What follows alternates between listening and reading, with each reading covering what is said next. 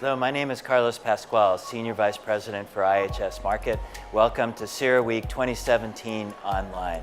Today we have the opportunity to have a conversation with Angela Stent, professor at Georgetown University and the director of Russian Studies program, and author of an absolutely incredible book called The Limits of Partnership. The Limits of Partnership. What should we be learning from that and applying it to the Russia-US relationship today? So my book looked at the attempts of 4 US presidents since the Soviet collapse to create a more productive, a better relationship with Russia. And all of these resets, they were all different resets, but they all ended in disappointment, largely because our expectations were mismatched with Russian expectations. So we're now in a situation where our relationship with Russia is worse than it's been at any time since Mikhail Gorbachev came to power in 1985. And I think it's no longer a question of another reset, but can we normalize our relationship with Russia and at least resume a dialogue with it where we can get some things done, recognizing that there will be, on a number of other issues, we just won't be able to accomplish that much.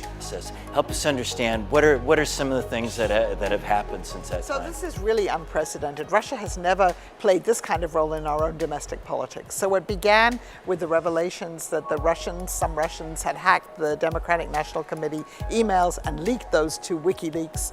Then there were all kinds of questions about people who worked on the Trump campaign and their contacts with different Russian individuals. We don't know the nature of those contacts and whether they were connected to these hacks and leaks.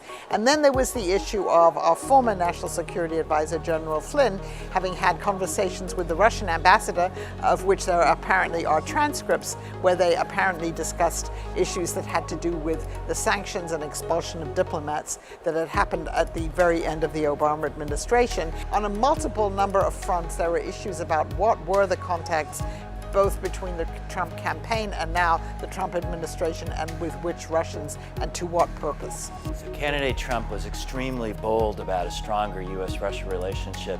Can a President Trump in this kind of context deliver that, and is there any possibility for coherence as to what that strategy could be?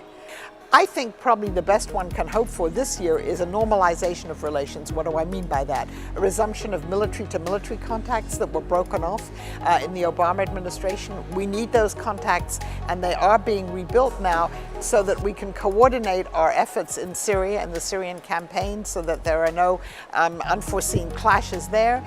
I think that we can talk to the Russians possibly about cyber rules of the game. Strange as it sounds, we have such an agreement with the Chinese. I think we need to think about discussing that with the Russians. I think people have to have very realistic expectations about what we can achieve with Russia, at least this year.